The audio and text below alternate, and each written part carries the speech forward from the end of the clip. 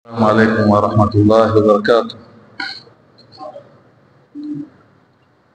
الحمد لله رب العالمين، والصلاة والسلام على أشرف الأنبياء وإمام المرسلين نبينا محمد وعلى آله وصحبه ومن تبعهم بإحسان إلى يوم الدين، أما بعد. اللهم اجعلنا من جندك فإن جندك هم الغالبون، واجعلنا من حزبك فإن حزبك هم المفلحون، واجعلنا من أوليائك فإن أولياءك لا خوف عليهم ولا هم يحزنون. ربنا لا علم لنا إلا ما علمتنا إنك أنت العليم الحكيم. يقول تبارك وتعالى بعد أعوذ بالله من الشيطان الرجيم: كذبت عاد فكيف كان عذابي ونذر إنا أرسلنا عليهم ريحا صرصرا في يوم نحس مستمر تنزع الناس كأنهم أعجاز نخل منقعر فكيف كان adhabi wa nudhur. Ndugu zangu katika dini, baada ya kumhimidi Allah tabaraka wa taala pamoja na kumrehemu na kumtakia rehma mtume wetu Muhammad sallallahu alaihi wasallam, bado tumo katika surati al-Qamar na aya tulizozisoma ni kuanza aya ya 18. Kauli ya Allah tabaraka wa taala aliposema kadhabat adu fa kaifa kana adhabi wa nuzur. Watu wa Adi walikadhibisha, fa kaifa kana adhabi wa nuzur, na vipi zilikuwa adhabu zangu na maonyo yangu. Tunaposema au paliposema watu wa Ad, watu wa kabila la Ad kwamba wamekadhibisha, ni jambo ambalo ni maalumu katika adhani nas, kwamba kabila ya Adi ilipelekewa mtume wao nani? Hud.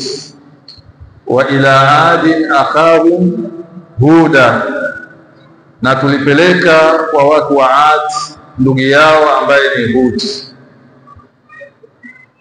Kwa hiyo Allah tabaraka wa taala hapa hakumtaja Hud kwa sababu ni jambo maalum, pamoja na kwamba siyaki inaonyesha kwamba ni yeye. Kadhabat Ad, kwa sababu kwanza neno kadhaba au fi'li kadhaba ni fi'li mutaaddi ambayo inahitaji maf'ul bihi, ambayo adu ni fa'il marfu, aina al-maf'ul bihi mahdhuf ma'lum ma hadfihi. Inajulikana kilichokadhibishwa na watu wa Adi kwamba wamemkadhibisha nani? Mtume wao Hud, kwa sababu watu wa Adi hawakupelekewa mtume mwingine ambaye si Hud. Haipo hiyo, tumeelewana eh? Kwa hiyo takdhibi la Ad ma kana illa ala akhihim Huda au Hud.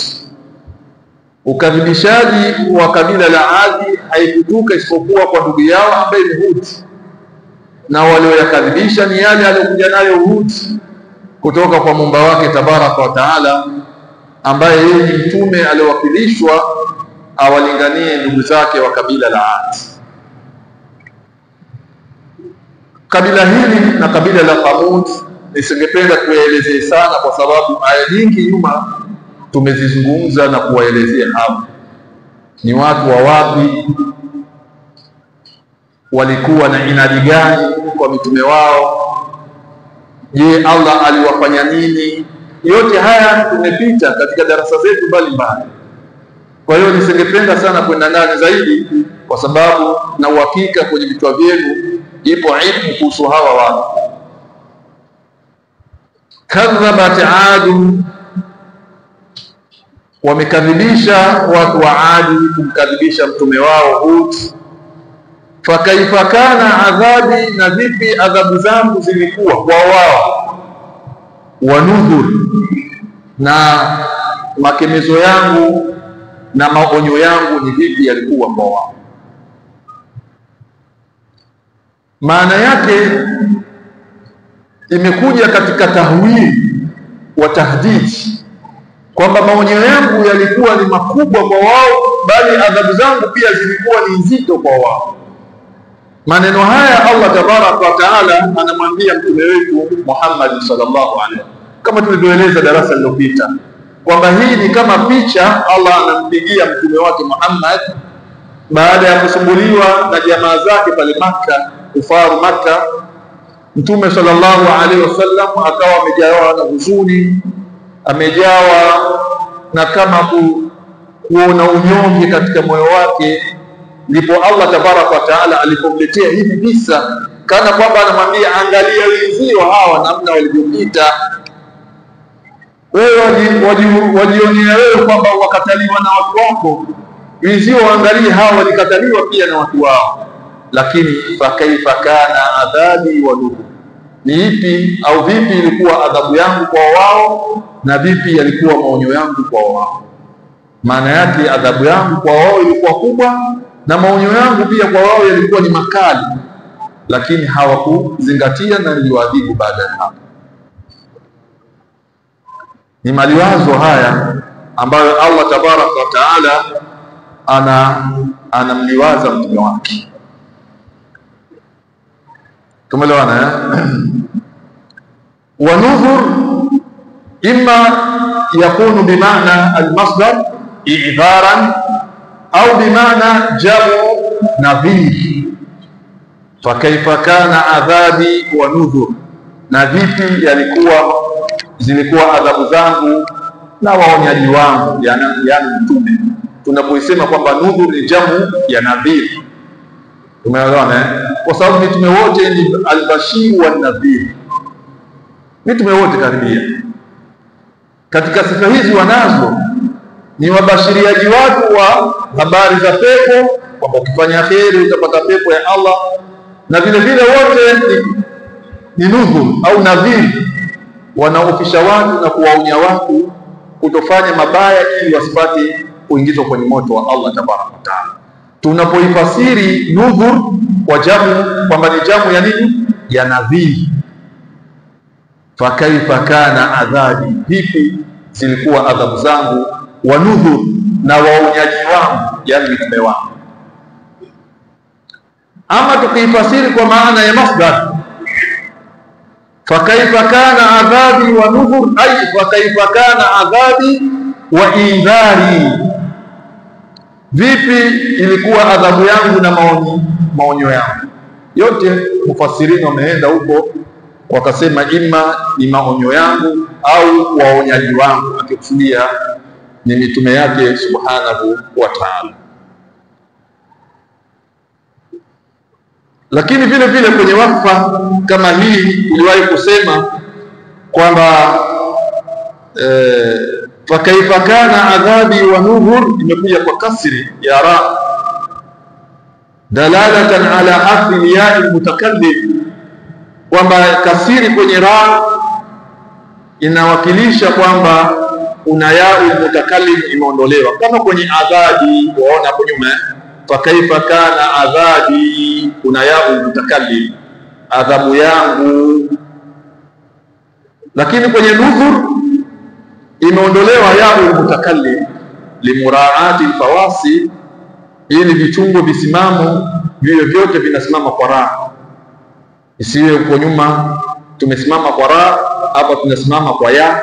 Tungeondoa ile raunak wa jawda lisamai hadha alkalam, ingeondoka ile ladha halisi ya maneno haya. Maana yake mfano ingekuwa walaqad taraknaha ayatan fahal min mudakkir fakaifa kana adhabi wa nudhur walaqad yassarna alqur'ana lidhikri fahal min mudakkir kadhabat adu fakaifa kana adhabi wa nudhuri. Muone kwamba ladha kidogo ingepishana na huko nyuma. Kwa hiyo ni muraati alfawasil, kwa kuchunga visimamo katika maneno haya, ndiyo imeondolewa ya mutakallim ikaibwa kasri kwenye ra, dalalatun ala tilka al-ya al-mutakallim al-mahdhufa. Wallahu a'lam. Inna arsalna alayhim, Allah nasema kwa hakika tuliwapelekea kwa njia ya kuwasaliti, kwa sababu arsala katika jambo la kheri inataaddi na ila. Inna arsalna ilayka shahidan wa mubashiran wa nadhira. Inapokuwa katika njia ya kheri inataaddi na harfu ya ila, lakini ikiwa kupeleka ni kwa ajili ya kuadhibu inataaddi na harfu liistila ala, maana yake amewasaliti. Tumeelewana? Amewasaliti.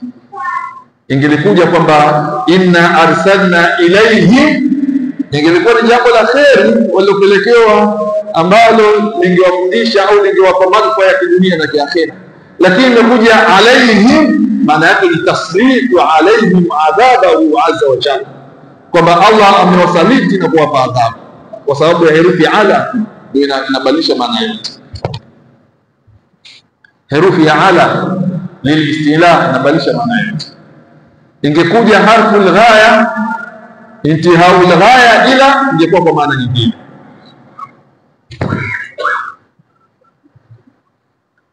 Inna arsalna alayhi, hakika sisi tuliwapelekea wao kama adhabu, rihan sarsaran, upepo wenye kuvuma mno na baridi mno.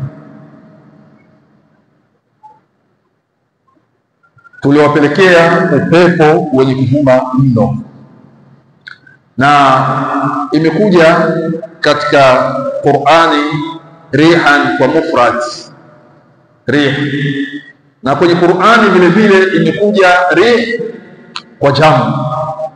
Mal farq bainahuma, tofauti yake ni nini? Hapa imekuja kwa mufrad wala kwa jamu? Rihan hapa imekuja kwa jamu wala mufrad? Imekuja kwa mufrad, ambayo jamu yake nini? Riyah. Wa arsalna riyah lawaqi, Allah anasema. Kwa hiyo wanasema kila utakapoona kwenye Qur'ani rih kwa mufrad kama hivi, basi maana yake ni upepo wa adhabu kwenye Qur'ani. Kila ukiona neno rih kwa sigha hii ya mufrad, basi inakusudiwa adhabu. Kwa hiyo hapa utaona vitu viwili vinamaanisha upelekaji wa Allah hapa si wa furaha bali ni wa kuadhibu. Kwanza kuna harfu ala, tumeelewana ambayo hapa inawakilisha kwamba ni taslif ala haula. Alafu kuna neno rih kwa mufradi kuonyesha hiyo rih yenyewe inawakilisha adhabu, kama Mtume sallallahu alaihi wasallam alivyotuambia katika hadithi, Allahumma ij'alha riyahan wala taj'alha rihan. Wakati akifundisha kuomba dua upepo unapovuma, Mtume sallallahu alaihi wasallam anasema kuomba Allah, Mwenyezi Mungu, jalia huu unaovuma iwe ni riyah, upepo kwa wingi, upepo mzuri manake, wala taj'alha rihan, wala usifanye kwamba ukawa ni upepo wa adhabu. Ni dua ya kumwomba Allah upepo unapovuma. Ametumia kwa sigha ya mufradi kwenye dua yake, na wakati huo akatumia kwa sigha ya jamu ya wingi. Mufradi kwamba ni adhabu, Mwenyezi Mungu usifanye upepo huu ni adhabu. Jamu wingi akaomba kwamba huo upepo wa kheri kwa wingi, kama alivyosema waja'alna riyah lawaqi, na tumefanya pepo hizi zinazovuma ni sababu ya kupandikiza mimea. Lawaqi, kupandikiza mimea, inatolewa mbegu dume kwenye mmea, inapelekwa kwenye mmea jike kwa njia ya upepo. Upepo huu Allah tabaraka wa taala ameusumulia kwa jamu, waja'alna riyaha kwa jamu, na tumefanya pepo zenye kuvuma lawaqi ndio zenye kupandikiza mimea ikapata maua na ikatoa matunda. Maana yake ni khairi, ndio maana ametamka kwa jamu. Wallahu a'lam. Inna arsalna alayhim rihan sarsaran, hakika ya sisi tuliwapelekea wao na tuliwasaliti wao na upepo wenye kuvuma mno na baridi kali. Fi yaumi nahsi, katika siku mbaya,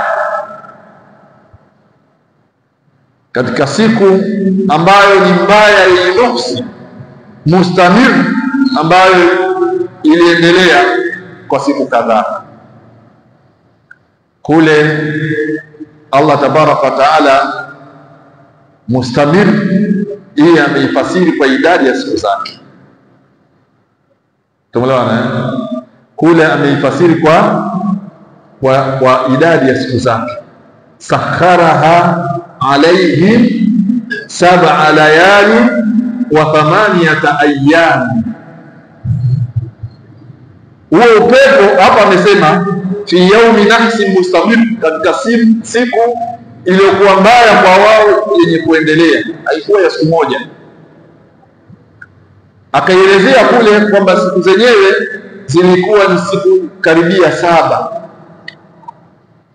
usiku na mchana, upepo unavuma na baridi usiku na mchana, mpaka ikafika wiki nzima mustamir. Tumeona ni hali nzito, upepo ambao sisi pepo ambazo zimetufika wingi ni zile za kuangusha baadhi ya migomba na nini, lakini zetu zilikuwa zinaangusha watu pia, kama ambavyo tutaona huko mbele. Upepo huu haukuwa wa kawaida, pamoja ni upepo endelevu ndani ya siku 7 karibia, lakini haukuwa na kheri, kwa sababu hata mtu akiingia ndani upepo waingia, mtu akiingia kwenye hema upepo wapenya waingia huko kwa kwake. Kwa hiyo mahema yale yanainuliwa na upepo, wanabakia wenyewe, wanapata baridi ile ya kitetemeshi na baridi ile ya kuvuma, basi inawainua watu, wanapaishwa juu kama unavyoona tiara vile. Tiara mazijua zile, pepo unamchukua mtu anakuwa kama tiara huko juu, ele mpaka akibumba chini, kichwa kule, mwili kule. Yote haya ni sababu ya nini? Kadhabat Adu, watu wa Adi walimkadhibisha mtume wao, walimwambia ni mrongo wewe Hudi si mtume, wewe Hudi hakubaliana na yale uliokuletea, wewe Hudi kadha. Walimkadhibisha kama ambavyo leo kuna wanadamu walimkadhibisha Muhammad sallallahu alaihi wasallam kwamba Muhammad si mtume, aliyoyaleta si ya kweli, kwamba yatoka kwa Allah, bali vile vile Wahindi wenyewe wanasema simu sawa. Hawa sasa hivi makafiri wa sasa na makafiri wale waliomkanusha Ad au Hud alayhi salatu wasalam. Inna arsalna alayhim rihan sarsaran, kika tuliwapelekea wao pepo wenye kuvuma kwa nguvu na baridi kali. Fi yaumi nahsi, katika siku iliyokuwa mbaya ya nafsi, mustamir, ambayo yenye kuendelea, haikubakia kwenye siku moja. Baadhi ya watu kupitia aya hii wanasema siku za nafsi. Hata Allah amesema fi yaumi nahsi. Sasa nyinyi mnasema hakuna siku mbaya. Siku mbaya zipo, hata kwenye Qur'ani imetajwa yaumi nahsi, nafsi. Kwa hiyo miongoni mwa siku mbaya ambazo watu wanazitamka ni mfungo 8. Miongoni mwa siku mbaya watu wanazitamka ni Muharram kama huu. Kabla zile siku ngapi za mwanzo sijapita zile za Muharram, humu mwetu uozeshwi, au mfungo 8 humu mwetu uozeshwi. Tena sasa hivi yameanza kupotea. Lakini hapo mwanzo hata ufanye nini, hata posa ukipeleka pia hizo sikubaliwi. Sasa wewe uleta posa Muharram huu bwana, subiri Muharram wapite kwanza. Hizi siku za nusu watakao utulie mwana wetu wewe. Watakao utulie mwana wetu. Humu mwetu uozeshwe hizo. Na mpaka sasa hivi ile kwa baadhi ya watu ambao bado wako nyuma kumtambua Allah tabaraka wa taala, bado wanaitikani hizo kwamba kuna siku za nuksi. Hakuna siku za nuksi. Siku zote hizi ziko kwenye milki ya Allah tabaraka wa taala. Mtume sallallahu alaihi wasallam aliozesha fungo 4, alioa fungo 4. Mtume sallallahu alaihi wasallam aliozesha fungo 8, alioa mwenye fungo 8. Na mambo mengine yote yalifanyika kama kawaida.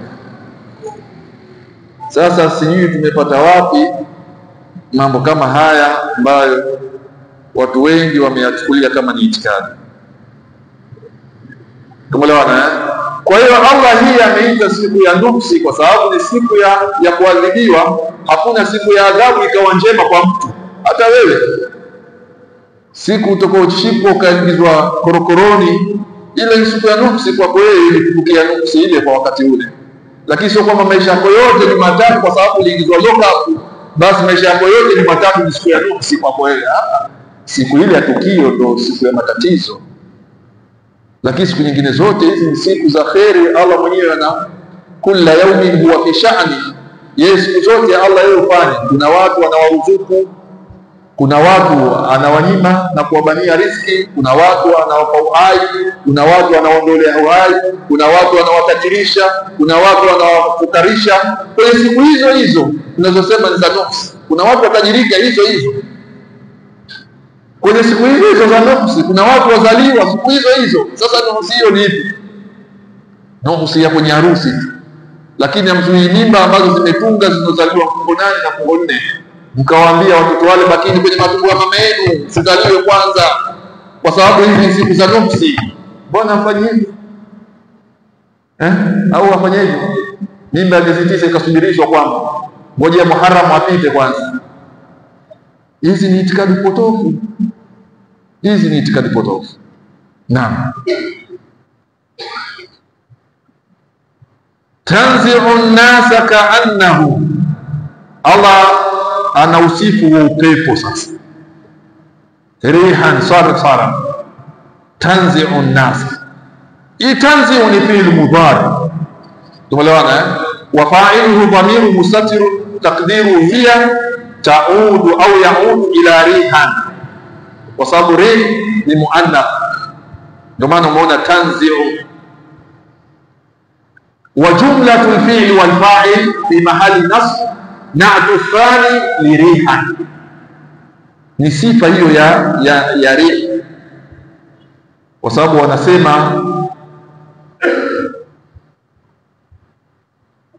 wanasema kwamba jumla inapokuja baada ya nakirati sifa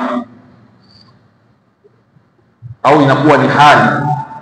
Naam, kama hapa ni hali wala si sifa, kwa sababu imekuja jumla hii baada ya nakira.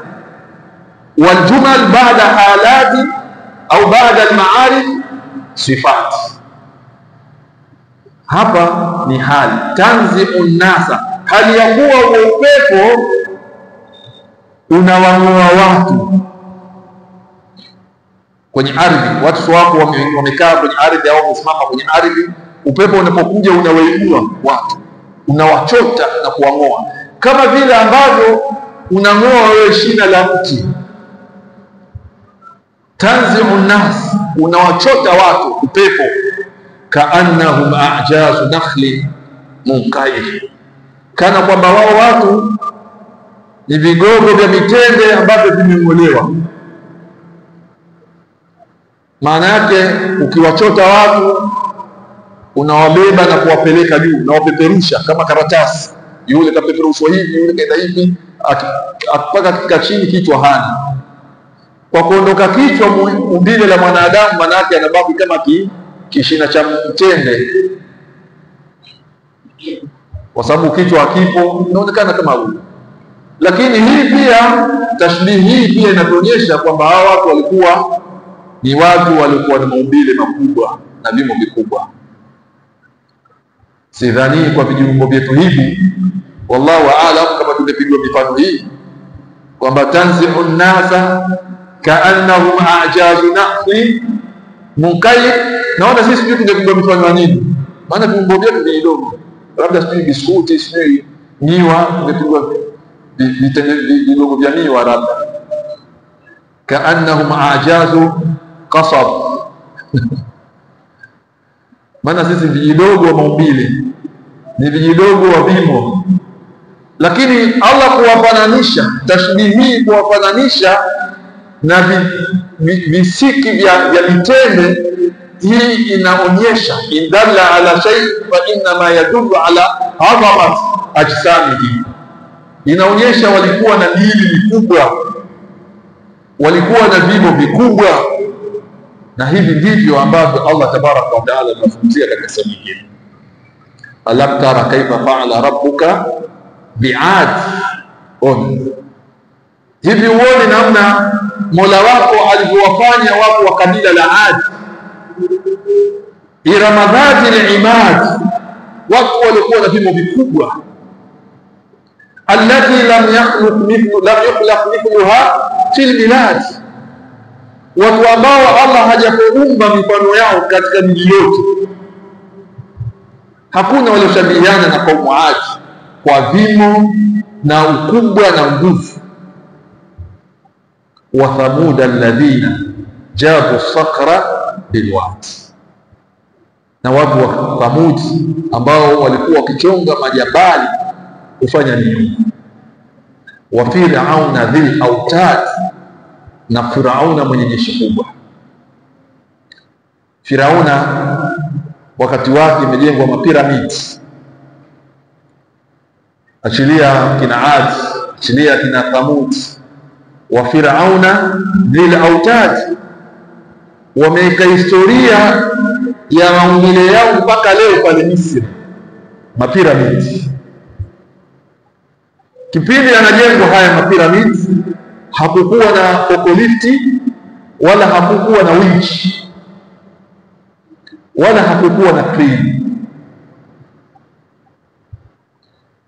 Leo imekuwa ni sehemu ya maajabu duniani mapiramidi haya, kwa sababu ulimwengu wa sasa ambao una teknolojia ya juu unashangazwa na ujenzi huu wa wanadamu wao walikuwa sampuli gani, na teknolojia ya kipindi hicho ilikuwa bado haijagundulika. Mapiramidi hii ni kuonyesha kwamba hawa watu ni kama Qur'ani inavyoelezea kwamba alam tara kaifa fa'ala rabbuka bi'ad irama dhati al-imad alladhi lam yukhlaq mithluha fil bilad wa Thamud alladhina jabu sakhra bilwad wa Fir'auna dhil autad.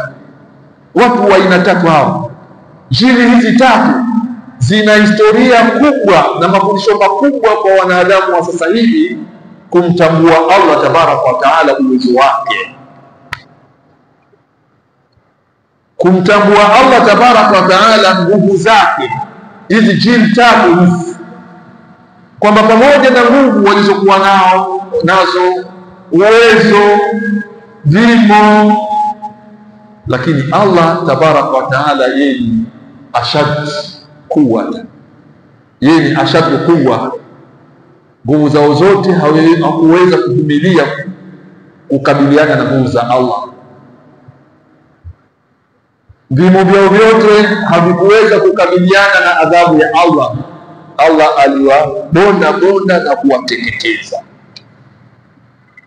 Maneno haya anaambiwa mtume wetu Muhammad sallallahu alaihi wasallam ili aliwazike na yale ambayo anakutana nayo kutoka kwa jamaa zake wa Quraysh, ili asijione ni mnyonge. Wama kunta bid'an mimi nakushi. Wewe si pekee katika mitume unaopatwa na haya, hizo wamepatwa na makubwa kama haya. Tanzihu nnasa, wang'oa watu ardhini, kaannahum a'jaz